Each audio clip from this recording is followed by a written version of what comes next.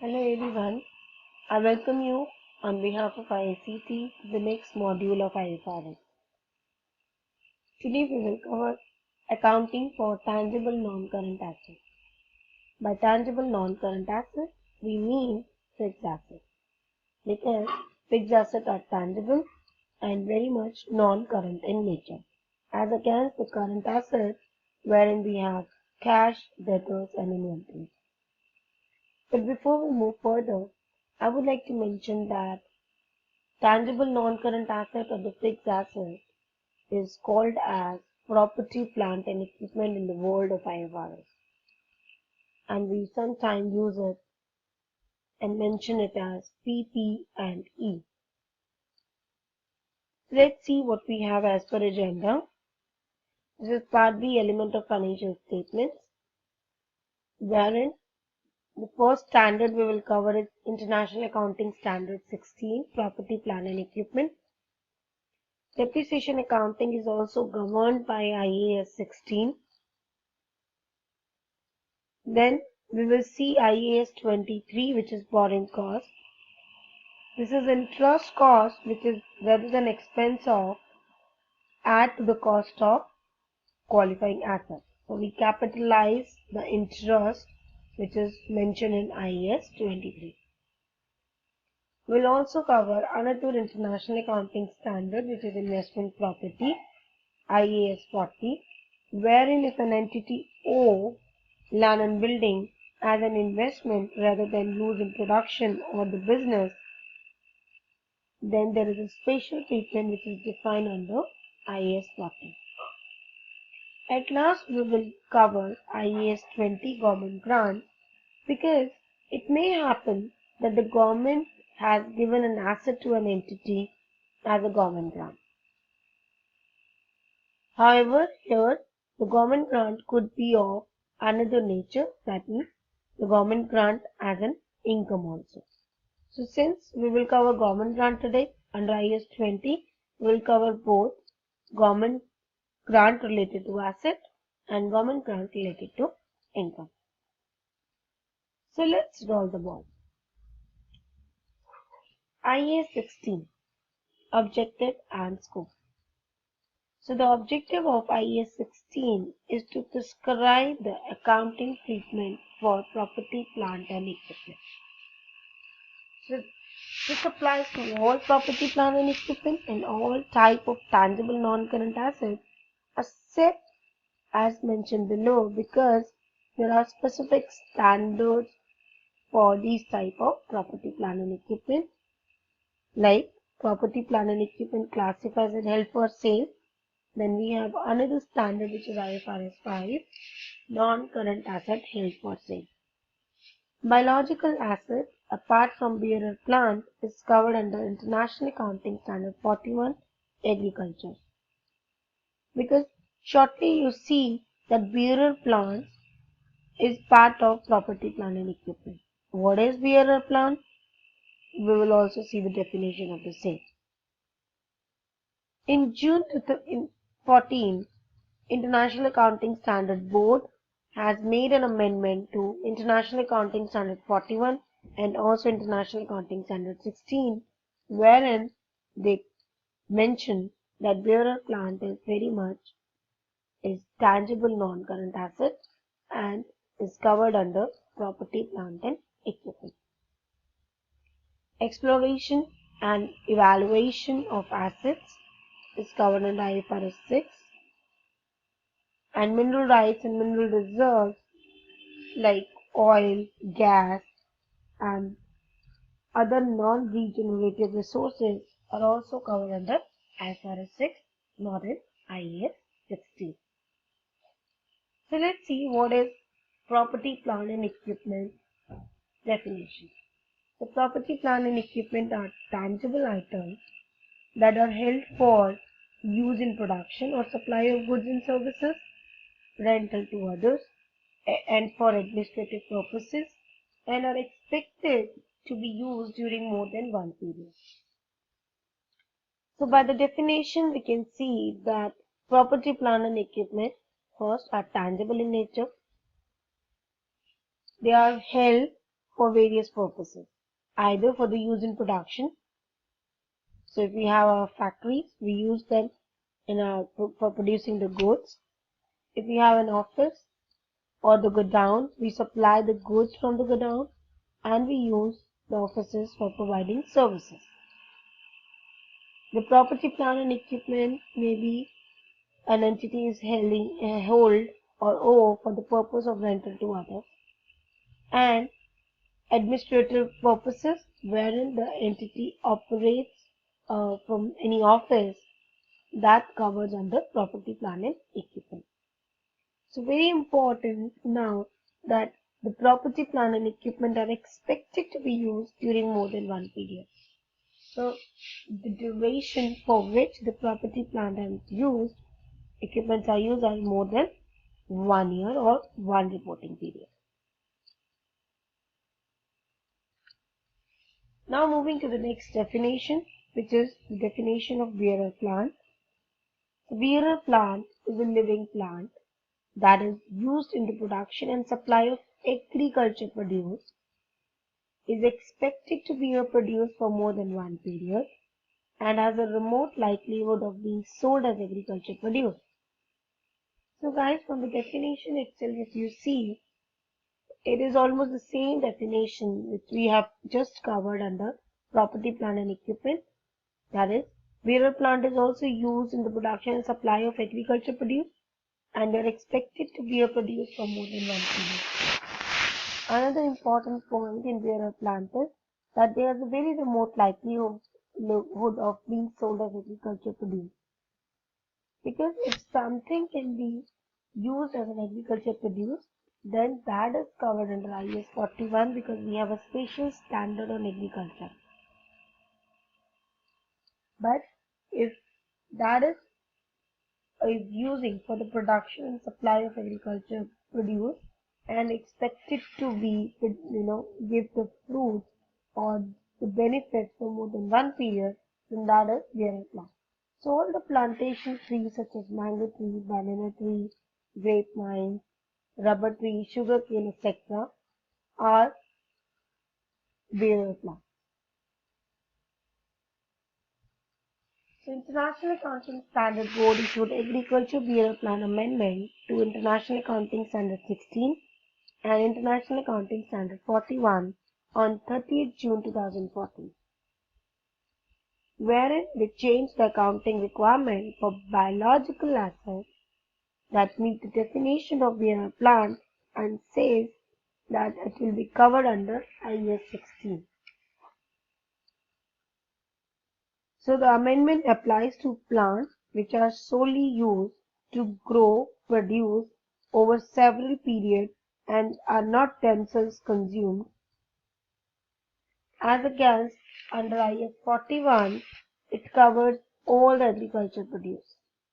So as you can see from the pictorial presentation, if the coconut tree is very much a bearer plant covered under IAS 16, however the coconut which we produce from it is covered under IAS 41 because this is agriculture produce.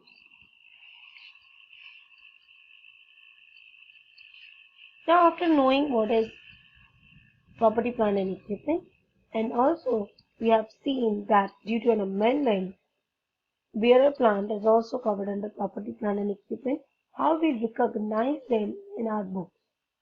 We have already covered, if you remember, the recognition criteria in the very first module wherein we talk about the general principle of recognition. So here we see that the cost of an item of property, plant and equipment shall be recognized as an asset in our financials if and only if, first, it is probable that the future economic benefit which is associated with the item will flow to the entity. And second, the cost of item can be measured reliably. So the first, when we say the probable that the future economic benefit associated with the entity flow to the entity, it means the degree of certainty which is attached to the benefits which an entity will receive from that asset is very much accessible. The second is simple. It says that the cost of the item can be measured easily.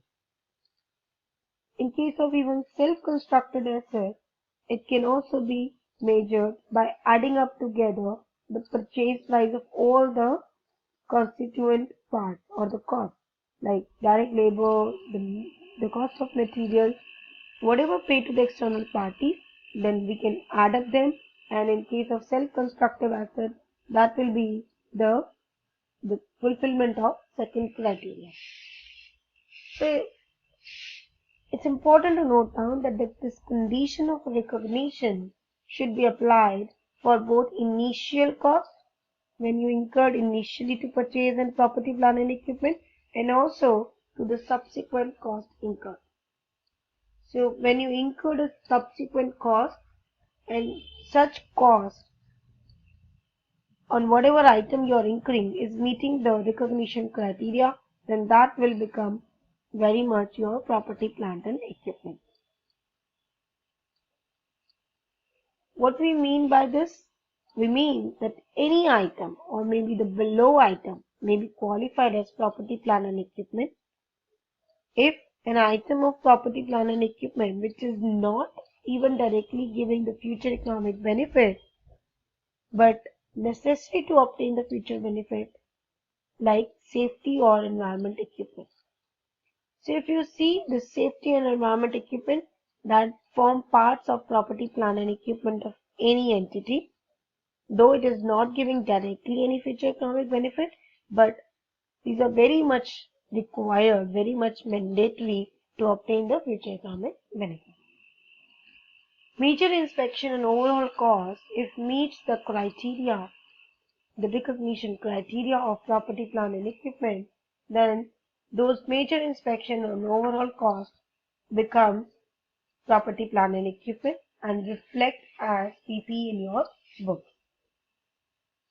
The major component and spare parts also should be recognized in property, plant and equipment if they are meeting the definition and also the recognition criteria of property, plant and equipment. Replacement of parts many a times can be considered under property, plant and equipment because replacement of parts could be as a generally in case of complex assets. So there are assets which are made up of separate components, and each component if separately having a defined life or the useful life, then we consider them under different components.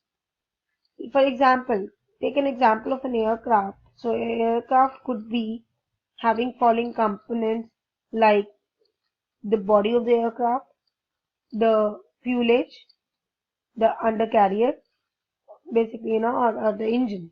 So these all are the different components of a aircraft which very much will be recognized as property, plant and equipment, and here due to the complex nature of this asset will do the component accounting.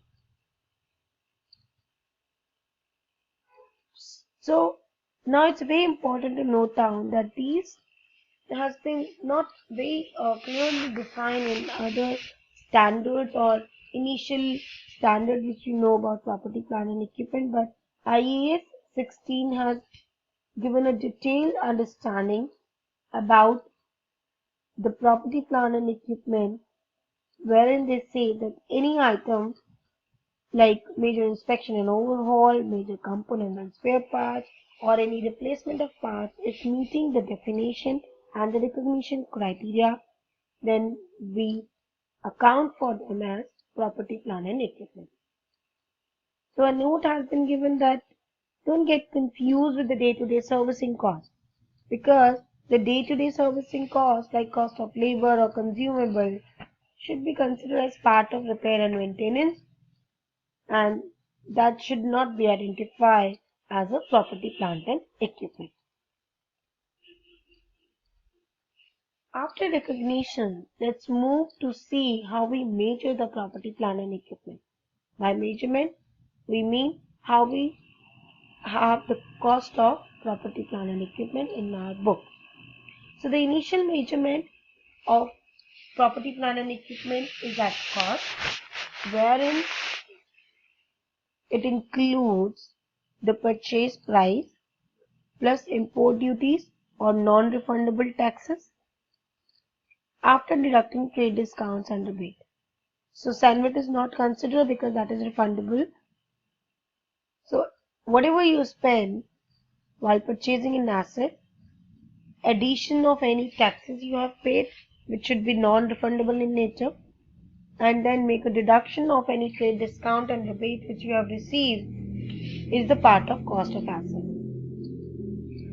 Then we need to add directly attributable cost. So any cost of employee benefit, cost of site operation, initial delivery and handling cost, installation and assembling cost, cost of testing, and professional fees like architects and engineers. They are also form part of property, plant and equipment. So we add all these costs as directly attributable cost to the cost of property, plant and equipment. Decommissioning. We will shortly see what is decommissioning, but decommissioning is the estimated cost which we need to incur in future because of either constructive obligation or the legal obligation. And if we need to incur such cost, that then the present value of that cost we add to the cost of the property, plant and equipment. Borrowing cost, which is covered in IAS 23, is also the part of cost to the property, plant and equipment, and we will shortly cover them. So let's cover first decommissioning cost. So the decommissioning cost is the initial estimated cost of dismantling and removing the item and restoring the site. Generally guys, in case of oil industry, it's a very good example that when after extracting the oil, they have a obligation, not only legal but constructive obligation, to restore the site and make it level before giving it back. So this is a huge cost involved into leveling that or restoring the site, and that cost is called decommissioning cost. And that cost an entity need to incur after maybe 10 years or maybe 15 years, really depends. But whatever the estimated cost, which is based on the present value of that cost, is added or can be added to the cost of property, plant and equipment. So this obligation may arise either on the acquisition. At the time of entering into agreement itself, it is clear that the entity, while returning back that land or maybe the building, they need to remove the extra items, whatever they have added, and maybe they need to restore the site, or this may be as a consequence of using the asset other than to produce inventory. So this is decommissioning cost. And now we have IAS 23, which talks about borrowing cost. So borrowing cost is the interest and other costs that an entity incurs in connection with the borrowing of funds. So in general, whenever an entity incurs any interest cost, they need to expense it off.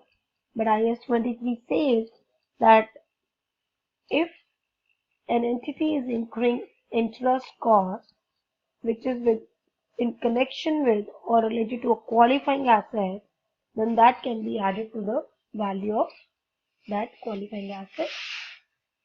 So borrowing cost is the cost that is directly attributable to the acquisition, construction and production of a qualifying asset and can form part of cost of that asset. Now it's important to know then what is a qualifying asset. A qualifying asset is an asset that necessarily takes a substantial period of time to get ready for its intended purpose and for sale.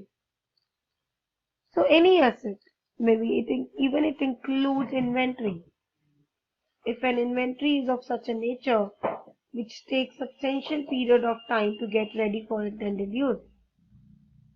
And it also includes other assets. So the certain examples of these assets could be the investment property, that is the land and building, which takes substantial period of time.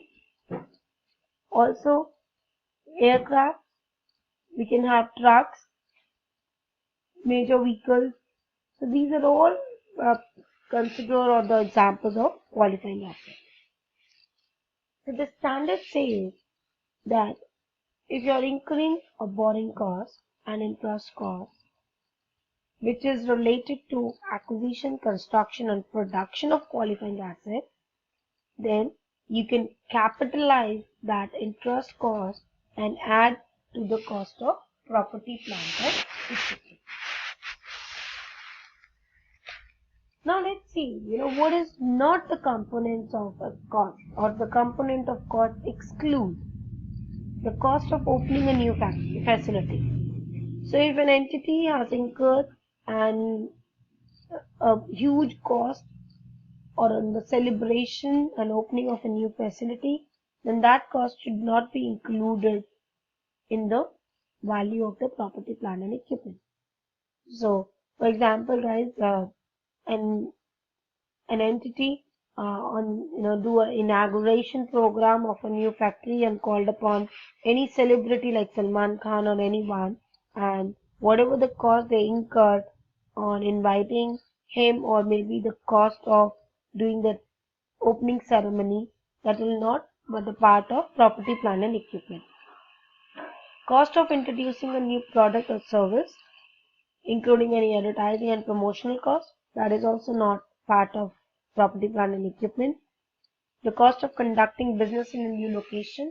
So if you are incurring some cost wherein you want your business to be done at a new location, and if you are incurring the cost of staff training, that is also not added to the cost of PP, administrative and general other overheads, startup cost, similar pre-production cost, and even the initial operating losses, which includes costs incurred before the asset reached the planned performance.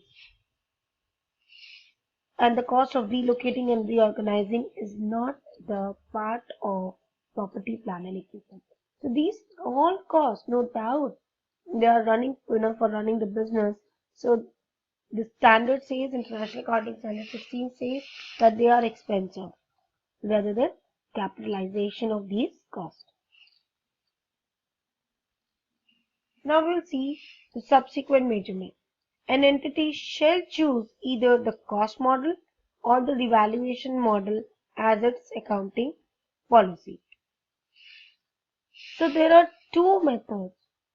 After the recognition and measurement of property, plant and equipment in your books, you have at the reporting period two models. Either you keep your asset on the cost model, and either you want to have them at the valuation model. So this is basically the accounting policy of an entity.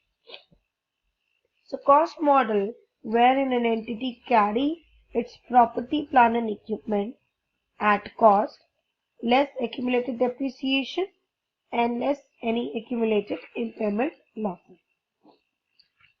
On the other hand, if an entity chooses the valuation model at its accounting policy, then they carry the property, plant and equipment at revalued amount, being its fair value at the revaluation date, less subsequent accumulated depreciation and less subsequent accumulated impairment losses.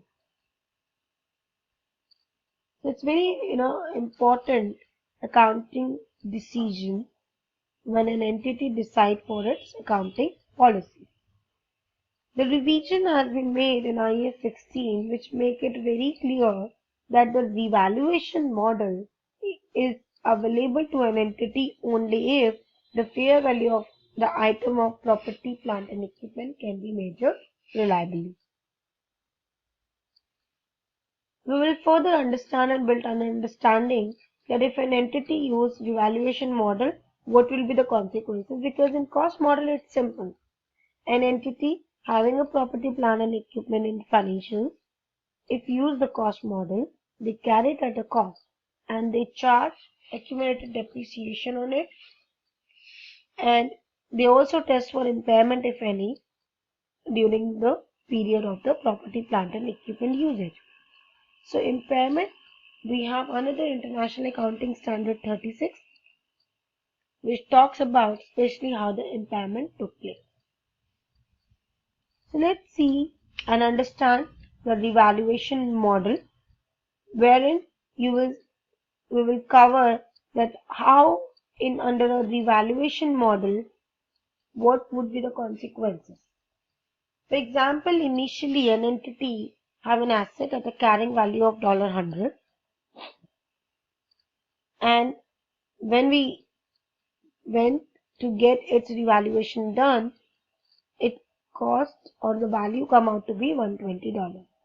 So there is a revaluation surplus of $20 because of the increase in value, and the accounting says we take it into the OCI. OCI is other comprehensive income. So other comprehensive income, as a lay accountant, it generally means the profit and loss appropriation account, so below the line.